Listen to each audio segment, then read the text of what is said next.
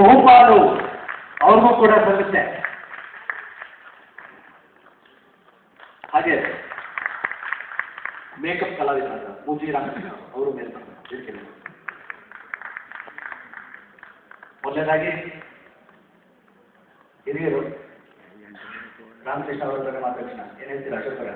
Correct. ನಾವೆಲ್ಲ ಚೆನ್ನಾಗಿ ಕಂಠವಾಗಿ ಮಾಡಿದ್ದೇವಲ್ವಾ, ಅವ್ರನ್ನೇ ಕೇಳೋಣ. ನೀವು ಪ್ರಶ್ನೆ ಕೇಳಿ, ಮೈಕ್ ನಾನು ಕೊಡ್ತೀನಿ. ಮೂರ್ತಿ ರಾಮಕೃಷ್ಣ ಅವರೇ, ತಾವು ಸಾಕಷ್ಟು ನಾಟಕಗಳಿಗೆ, ಧಾರಾವಾಹಿಗಳಿಗೆ ಮೇಕಪ್ ಕಲಾವಿದರಾಗಿ ಕೆಲಸ ಮಾಡ್ತೀರಿ. ಈ ಧಾರಾವಾಹಿಯಲ್ಲಿ ತಾವು ಕೆಲಸ ಮಾಡಬೇಕಾದ್ರೆ ತಮ್ಮ ಅನುಭವ ಹೇಗಿತ್ತು? ನಮಸ್ತೆ. ಮುಖ್ಯವಾಗಿ ಹೇಳಬೇಕು ಅಂದರೆ, ಈ ಧಾರಾವಾಹಿ ನಡೀತಾರೋ ಸೆಟ್ಗಳ ವಾತಾವರಣ ಮತ್ತೆ ಅಲ್ಲಿನ ಪರಿಸರ ಸೃಷ್ಟಿ ಮಾಡಿಕೊಡ್ತಾರೆ ನಾವು. ನಮ್ಮ ರಘುನಂದನ್ ಸರ್, ಸುರೇಶ್ ಸರ್ ಅವರು ನಮ್ಮಲ್ಲಿ ಸೃಷ್ಟಿ ಮಾಡಿಕೊಟ್ಟಿರೋ ವಾತಾವರಣನೇ ಒಂದು ವಿಶೇಷವಾದ. ಇಷ್ಟು ವರ್ಷ ಸುಮಾರು 25-30 ವರ್ಷ ನಾನು ಈ ವೃತ್ತಿ ರಂಗದಲ್ಲಿ ಕೆಲಸ ಮಾಡ್ತಾ ಇದ್ದೇನೆ. ಬಟ್ ಅವ್ರು ಸೃಷ್ಟಿ ಮಾಡಿಕೊಟ್ಟಿರೋ ವಾತಾವರಣ ಇದೆಯಲ್ಲ, ಅದು ಖಂಡಿತವಾಗಿ ಬೇರೆ ಇಷ್ಟು ವರ್ಷ ನಾನು ನೋಡೋದಕ್ಕಿಂತ ಭಿನ್ನವಾಗಿ ಮತ್ತು ಕೆಲಸ ಮಾಡಲಿಕ್ಕೆ ಮತ್ತು ಆ ವಾತಾವರಣ ನಮಗೆ ಪೂರಕವಾಗಿ ಕೆಲಸ ಮಾಡಲಿಕ್ಕೆ ಅಂತ ಹೇಳಿ ನಾನು ಮೊದಲನೇದಾಗಿದ್ದೀನಿ. ಧನ್ಯವಾದಗಳು. ತುಂಬಾ ಕಾಟ ಕೊಟ್ಟಿದ್ಯಾರು, ತುಂಬಾ ಕೋಆಪರೇಟ್ ಮಾಡಿದ್ಯಾರು. ನಿಮಗೆ ಮೇಕಪ್ ಮಾಡಬೇಕಾದ್ರೆ ನಿಮಗೆ ಕಾಟ ಕೊಟ್ಟಿದ್ಯಾರು, ಕೋಆಪರೇಟ್ ಮಾಡಿದ್ಯಾರು? ನನಗೆ ತುಂಬ ಕೋಪರೇಟ್ ಮಾಡಿದ್ದು ನಮ್ಮ ಲಕ್ಷ್ಮೀ ಹೆಗಡೆಯವರು. ಖಂಡಿತವಾಗಿದೆ 1.25 ಗಂಟೆ ಪ್ರತಿದಿನ 1.25 ಗಂಟೆ ನಾವು ಮಾಡುವಂಥ ಮೇಕಪ್ಪನ್ನು ಮಾಡಿಸ್ಕೊಂಡು, ಪೇಷನ್ಸಿಂದ ಕೂರಿಸ್ಕೊಂಡು, ಸಾಕಷ್ಟು ಎಷ್ಟು ಬೇಕು ಅಷ್ಟು ನಿದ್ದೆನೂ ಮಾಡಿಕೊಂಡು 1.25 ಗಂಟೆ ಕೂತ್ಕೊಟ್ಟಿದ್ರಲ್ಲ, ಅದು ಗ್ರೇಟ್. ಹಾಗೆ ಮತ್ತೆ ತೊಂದರೆ ಕೊಟ್ಟದ್ದು ಇಲ್ಲ, ಏಕೆ ಮೇಲೆ ಹೇಳೋದು. ಇಲ್ಲ, ನಾನೇ ಕೂದಲು ಕಟ್ ಮಾಡಬೇಡಿ, ಕೂದಲು ಕಟ್ ಮಾಡಬೇಡಿ ಎಲ್ಲ ಉದುರೋಗ್ತಾ ಇದೆ, ನೀವು ಕಟ್ ಮಾಡಬೇಡಿ. ಈಗ ನಾಗರಾಜ್ ಭಟ್ರು ತಮ್ಮ ಅನಿಸಿಕೆ ಅಭಿಪ್ರಾಯನ ಚಿಕ್ಕದಾಗಿ ಚೊಕ್ಕವಾಗಿ ಹೇಳಬೇಕು. ನಾನು ಈ ಧಾರಾವಾಹಿಯಲ್ಲಿ ಪಾತ್ರವನ್ನು ಮಾಡಿದ್ದೇನೆ. ಮಾಡ್ತಿದ್ದವರು ಆ ಗುರುಗಳು, ಮಾಡ್ತಿದ್ದವರು ಈ ಗುರುಗಳು, ಆಡ್ತಿದ್ದವರು ಆ ಗುರುಗಳು. ನಾನು ಕೇವಲ ಪಾತ್ರಕ್ಕೆ ನ್ಯಾಯ ಕಲಿಸೋದಕ್ಕೆ ಪ್ರಯತ್ನ ಪಟ್ಟಿದ್ದೇನೆ. Thank you.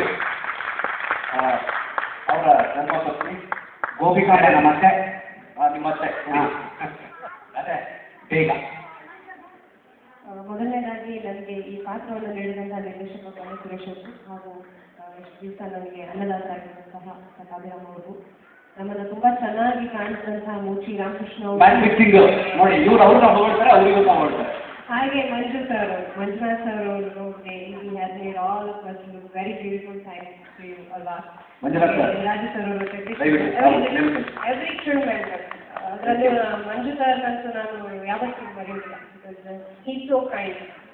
ಈ ವಿಷಯಗಳನ್ನೆಲ್ಲ ನಮ್ಮಲ್ಲಿ ನಾವು ಹೇಳಬೇಕು ಬಿಟ್ಟರೆ ನಿಮಗೆ ಬಿಹೈಂಡ್ ದ ಸ್ಕ್ರೀನ್ ಏನಾಗ್ತದೆ, ಏನು ವಿಷಯ ಅಂತ ಗೊತ್ತೇ ಇರೋಲ್ಲ. ಸೊ ಇವರೆಲ್ಲರೂ ತುಂಬ ಒಳ್ಳೆ ಮನುಷ್ಯರು, ಹಾಗೆಯೇ ತುಂಬ ಒಳ್ಳೆ ವೃತ್ತಿಪರ ಅವರವರ ಫೀಲ್ಡ್ ಏನಿದೆ ಅದರಲ್ಲಿ ಎಲ್ಲರೂ ತುಂಬ ಎಕ್ಸ್ಪರ್ಟ್. ಸೊ ಅವರೆಲ್ಲರಿಗೂ ಧನ್ಯವಾದಗಳನ್ನು ತಿಳಿಸ್ತೀನಿ. ಹಾಗೆ ಥ್ಯಾಂಕ್ಫುಲ್ ಟು ಎವ್ರಿ ಒನ್.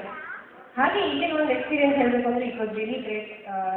ನಾನು ಕೇಳ್ಕೊಂಡು ಬಂದಿದ್ದೆ ಇಂಥ ಪಾತ್ರಗಳನ್ನ ಮಾಡೋದಕ್ಕೆ, ಮುಂದೆ ಕೂಡ ಇಂಥ ಒಳ್ಳೊಳ್ಳೆ ಪಾತ್ರಗಳು ನನಗೆ ಸಿಗೋ ಹಾಗೆ ಆ ನಾಯರು ನನ್ನಲ್ಲಿ ಕರುಣೆಯನ್ನು ಇಟ್ಕೊಳ್ಳಿ ಅವರು ಅಂತ ಹೇಳ್ತೀನಿ. Thank you everyone. Thank you. Lakshmi ನರಸಿಂಹಾಚಾರ್ಯರು ನಾಯಿ ಪಾತ್ರ ಮಾಡಿದ್ರಲ್ಲ, ಅವ್ರ ಹೆಸರೇನು? ಪ್ರಶಾಂತ್ ಅವರು, ಪ್ರಶಾಂತ್ ಪಾಯ್ದೆ, ಅವ್ರ ಹೆಸರಲ್ಲೇ ಪಾಯ್ದೆ ಆಗಲಿ. ಹಾಗಾಗಿ ಅವ್ರ ಜೀವನದಲ್ಲೂ ಯಾವಾಗಲೂ ಫಾಯ್ದೆ ಆಗಲಿ. ಅವ್ರ ಅನಿಸಿಕೆಯನ್ನು ಕೇಳೇ ಬಿಡೋಣ. ನನಗೆ ಈ ನಾಯಿ ಪಾತ್ರ ಮಾಡಲು ಅವಕಾಶ ಮಾಡಿಕೊಟ್ಟಂತ ನಿರ್ದೇಶಕರಾದ ಬಲ ಸುರೇಶ್ ಅವರಿಗೆ ಹಾಗೂ ಅನಿತಾ ಪಟ್ಟಾಭಿರಾಮ್ ಅವರಿಗೆ ಧನ್ಯವಾದ. ನನಗೆ ಈ ಥರ ಪಾತ್ರ ನಾನು ಮುಂದೆ ಜೀವನದಲ್ಲಿ ಮಾಡೋಕ್ಕಾಗೋಲ್ಲ. ಯಾಕಂದರೆ ನಾನು 15 ವರ್ಷ ಉದ್ಯೋಗದಿಂದ ಹಿಡಿದು ಈಗ 85 ವರ್ಷ ಆಗಿದೆ ನನಗೆ. ಆದರೂ ಮಾಡ್ತಾ ಇದ್ದೇನೆ. ಹೇಳ್ತಾ ಇದ್ದಾರೆ ಡೈರೆಕ್ಟರ್ ಸರ್, ಈಗ ಮತ್ತೊಂದು 90 ವರ್ಷ 100 ವರ್ಷ ಆಗಿದೆ. ನಂತರ ವೆಂಕಟಾಂಬ ಪಾತ್ರಧಾರಿ ಸಹನಾ ಅವರು. ಶ್ರೀ ಗುರುಭ್ಯೋ ನಮಃ.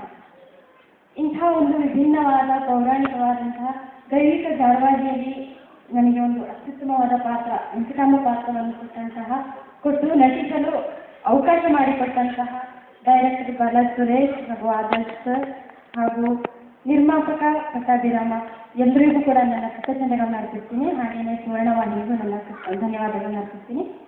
ಹಾಗೆಯೇ ನನ್ನ ಎಲ್ಲ ಗುರು ರಾಘವೇಂದ್ರ ವೈಭವ ಟೀಮ್ ಮೆಂಬರ್ಸ್ ಎಲ್ಲರಿಗೂ ನನ್ನ ಧನ್ಯವಾದಗಳನ್ನು ಥ್ಯಾಂಕ್ ಯು. ಗುರುರಾಜ ನೋಡಿ ಪಾಪ ಎಷ್ಟು ಮುಗ್ಧನಾಗಿ ನಿಂತಿದ್ದಾನೆ ಅಲ್ವಾ. ಎಲ್ಲರಿಗೂ ನಮಸ್ಕಾರ.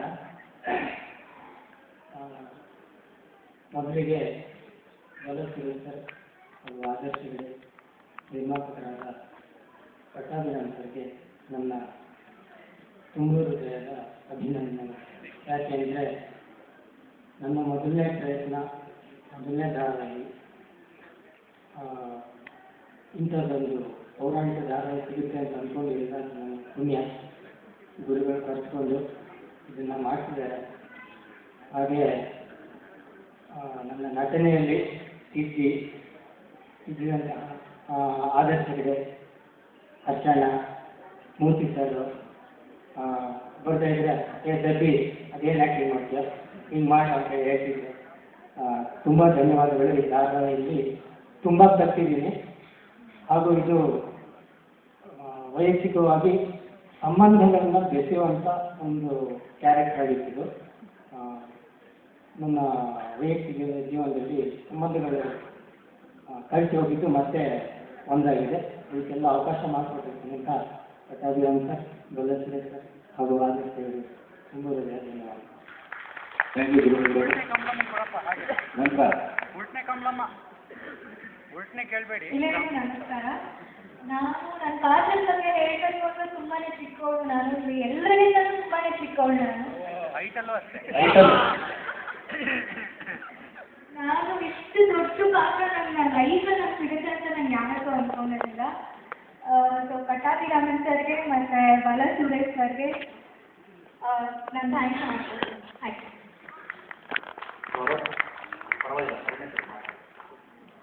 ಯಾವ ಜನ್ಮದ ಪುಣ್ಯ ಏನೋ ನನಗೆ ಈ ಧಾರಾವಾಹಿಯಲ್ಲಿ ನಡ್ಸೋಕೆ ಅವಕಾಶ ಸಿಕ್ತು. ಹಾಗೆ ಈ ಧಾರಾವಾಹಿಯಲ್ಲಿ ನನಗೆ ಅವಕಾಶ ಕೊಟ್ಟಂತ ಅವರು ಹಾಗೆ ಕೊಡಿಸ್ತಂತ ಅವ್ರಿಗೂ ನನ್ನ ತುಂಬ ಹೃದಯದ ಧನ್ಯವಾದಗಳನ್ನ ಹೇಳಕ್ಕೆ ಇಷ್ಟಪಡ್ತೀನಿ. ಪಟ್ಟಾಭಿರಾಮ್ ಸರ್ ಆಗಿರ್ಬೋದು, ಅನಿತಾ ಪಟ್ಟಾಭಿರಾಮ್ ಮೇಡಮ್ ಆಗಿರ್ಬೋದು. ಒಂದ್ಸರಿ ನನಗೆ ಸೆಟ್ಟಲ್ಲಿ 100 ಜ್ವರ ಇತ್ತು. ನಾನು ಅವತ್ತು ಕಷ್ಟಪಟ್ಟು ಶೂಟಿಂಗ್ಗೆ ಬಂದಿದ್ದೆ. ಅವತ್ತು ಥರ ರೀತಿಯ ಕೆಜಿ ಗಟ್ಟಲೆ ಹಣ್ಣುಗಳನ್ನ ಕಳಿಸ್ಕೊಟ್ಟಿದ್ರು ಪಟ್ಟಾಭಿರಾಮ್ ಸರ್ ಅವರು. ಹಾಗೆ ತುಂಬಾ ಕೇರ್ ಮಾಡಿದ್ದಾರೆ ಎಲ್ಲರೂ ನನ್ನ ಸೆಟ್ಟಲ್ಲಿ. ಯಾವುದೇ ಒಂದು ರೀತಿ ಅನ್ಕಂಫರ್ಟಬಲ್ ಫೀಲಿಂಗೇ ಇರಲಿಲ್ಲ. ಪಟ್ಟಾಭಿರಾಮ್ ಸರ್ ಆಗಿರ್ಬೋದು, ಬಾಲಾಜಿ ಸುರೇಶ್ ಸರ್ ಆಗಿರ್ಬೋದು, ಹರ್ಷಣ ಆಗಿರ್ಬೋದು, ಅಶೋಕಣ್ಣ ಆಗಿರ್ಬೋದು, ಆದಿಯಣ್ಣ ಆಗಿರ್ಬೋದು, ವೆಂಕಟೇಶ್ ಸರ್, ಶೇಖರ್ ಸರ್, ವಂಶಿ ಅಣ್ಣ, ಪ್ರತಿಯೊಬ್ಬರು ನಮ್ಗೆ ಹೆಲ್ಪ್ ಮಾಡಿದ್ದಾರೆ. ಹಾಗೆ ಹೇಳ್ತಾ ಹೋದ್ರೆ ಹೆಸರು ಮುಗಿಯಲ್ಲ. ಸೊ ಎಲ್ರಿಗೂ ಚಿರಋಣಿ ಆಗಿದೆ.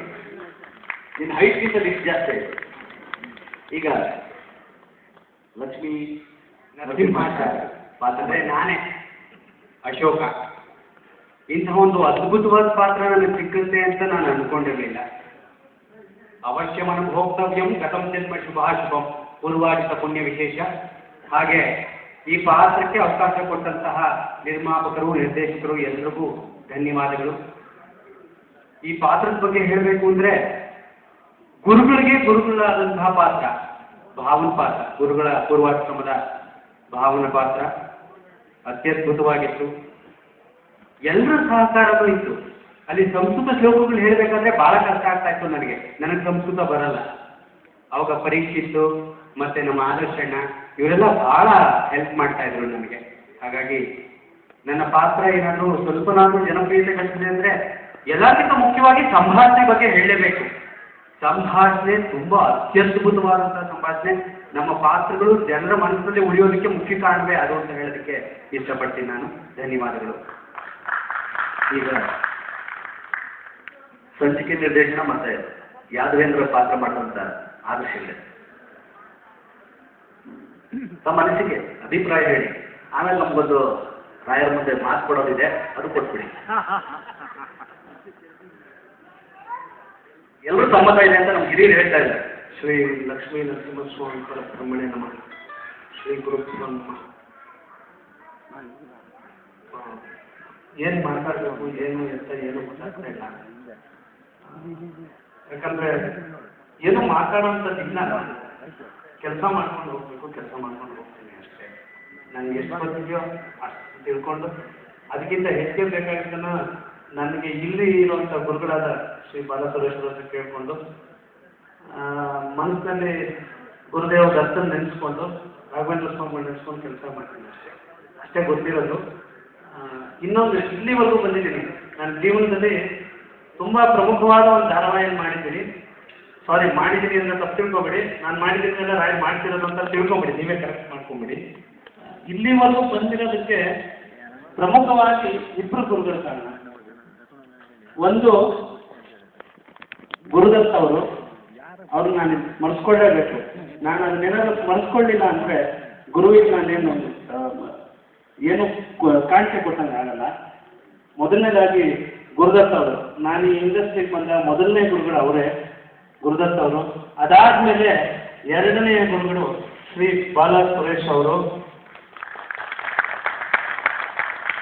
ಯಾವಾಗಲೂ ಯಾರು ಮುಂದೆ ಬರ್ತಾರೆ, ಯಾರು ಮೇಲ್ ಬರ್ತಾರೆ, ಮೇಲ್ ಬರೋದು ಎಷ್ಟೊಂದು ಜನ ಬರ್ತಾರೆ, ಮೇಲ್ ಬಂದ್ಮೇಲೆ ನಿಂತ್ಕೊಳ್ಬೇಕಂದ್ರೆ ಬಹಳ ಕಷ್ಟ. ಆದ್ರಿಂದ ಗುರುಗಳ ಆಶೀರ್ವಾದ ನನ್ನ ಮೇಲೆ ಸದಾ ಇರಲಿ ಅಂತ ಕೇಳ್ಕೊತೀನಿ ಒಂದು. ಆಮೇಲೆ ಎರಡನೇದು, ಇಲ್ಲಿ ಬಂದವರೆಲ್ಲ ಒಂದು ಇವ್ರು ನಡೆಸ್ತಾರೆ, ಇನ್ನೊಂದು ಅವ್ರು ನಡೆಸ್ತಾರೆ ಅಂತ ರಾಘವೇಂದ್ರ ಸ್ವಾಮಿಗಳನ್ನ ಮೇಲ್ ತೋರಿಸ್ತಾ ಇದ್ದಾರೆ. ಆ್ಯಕ್ಚುಲಿ ರಾಘವೇಂದ್ರ ಸ್ವಾಮಿಗಳು ಮೇಲಿಲ್ಲ, ಇಲ್ಲೇ ಇಲ್ಲ ಬೃಂದಾವನದಲ್ಲಿ. ಸೊ ಇನ್ಮೇಲೆ ನೆಕ್ಸ್ಟ್ ಟೈಮ್ ಯಾರಾದರೂ ಮಾತಾಡ್ಬೇಕಾದ್ರೆ ಅವ್ರು ನಡೆಸ್ತಾರೆ ಅಂತ ದಯವಿಟ್ಟು ತೋರಿಸ್ಬೇಡಿ.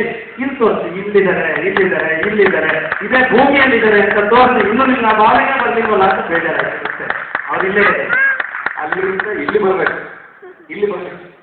ಅಲ್ಲಿಗೆ ಬರಬೇಕು.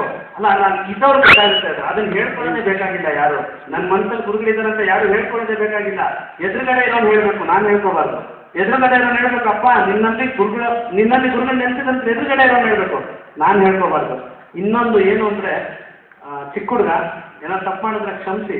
ಯಾಕಂದರೆ ಇರೋ ಸೆಟ್ಟಲ್ಲಿ ಎಲ್ಲರಿಗಿಂತ ಜಾಸ್ತಿ ಕೋಪಿಷ್ಟ ನಾನು ಒಬ್ಬನೇ. ನಿಮ್ಗೆ ಯಾರಿಗಾದ್ರೂ ಏನಾದರೂ ಅಂದಿದ್ರೆ ದಯಮಾಡಿ ನನಗೆ ಕ್ಷಮಿಸಿ. ಒಂದು ಕೆಲಸಕ್ಕೋಸ್ಕರ ಮಾತ್ರ ಮಾಡಿದ್ದೆ. ಇನ್ನೊಂದೇನು ಅಂದರೆ, ಈ ಧಾರಾವಾಹಿ ಶುರುವಾದಾಗ ಇಬ್ಬರು ವ್ಯಕ್ತಿಗಳು ಯಾರು ಏನು ಎಷ್ಟು ಹೇಳಲ್ಲ. ಒಬ್ರು ಬಂದು ಕೇಳಿದ್ರು, 65 ಎಪಿಸೋಡಲ್ಲಿ ನಿಂತ್ಕೋಬೋದು, ನೀವು ಹೋಗುತ್ತಾ ಅಂತ ಒಂದು ಡೌಟ್ ಕೇಳಿದ್ರು. ಅವ್ರಿಗೆ ನಾನು ಮತ್ತೆ ಸಂಶೋಧಕರಾಗಿದ್ದ ರವಿಶಂಕರ್ ಮೆಲ್ಲೋರು ಒಂದು ಮಾತಾಡ್ಕೊಂಡಿದ್ವಿ. ಇವತ್ತು ಅವ್ರು ಬರೋಕ್ಕಾಗಲಿಲ್ಲ. ಅವ್ರನ್ನ 260ನೇ ಎಪಿಸೋಡ್ ಫಂಕ್ಷನ್ ಮಾಡಬೇಕು. ಹೀಗೆ ಮಾತಾಡಿದ್ವಿ, ಸತ್ಯ ಇದು. 260ನೇ ಎಪಿಸೋಡ್ ಫಂಕ್ಷನ್ ಮಾಡಬೇಕು, ಅವ್ರನ್ನ ಕರೆದು ಅವ್ರಿಗೆ ಸನ್ಮಾನ ಮಾಡಬೇಕು ಅಂತ. ಅವ್ರಿಗೆ ಸನ್ಮಾನ ಮಾಡಿದ್ದೀವಿ ಇವತ್ತು. 65 ಎಪಿಸೋಡ್ ನಿಲ್ಲುತ್ತಾ ಅಂತ ಕೇಳಿದವ್ರಿಗೆ. ಇನ್ನೊಬ್ಬ ಕಲಾವಿದ್ರೆ ದಯವಿಟ್ಟು ಕ್ಷಮಿಸಿ. ಶೂಟಿಂಗ್ ಮಾಡಬೇಕಾದ್ರೆ ಈ ಸೀರಿಯಲ್ ಟೆಲಿಕಾಸ್ಟ್ ಆಗುತ್ತಾ ಅಂತ ಕೇಳಿದ್ರು. ನನ್ನ ಮನಸ್ಸಿಗೆ ಭಾಳ ನೋವಾಯಿತು. ಇವತ್ತು ಈ ಸೀರಿಯಲ್ ಟೆಲಿಕಾಸ್ಟ್ ಆಯಿತು, 260 ಎಪಿಸೋಡ್ ಆಗಿದೆ, ಎಲ್ಲ ಗುರುಗಳ ದಯೆ. ಇಲ್ಲಿವರೆಗೂ ಗುರುಗಳನ್ನ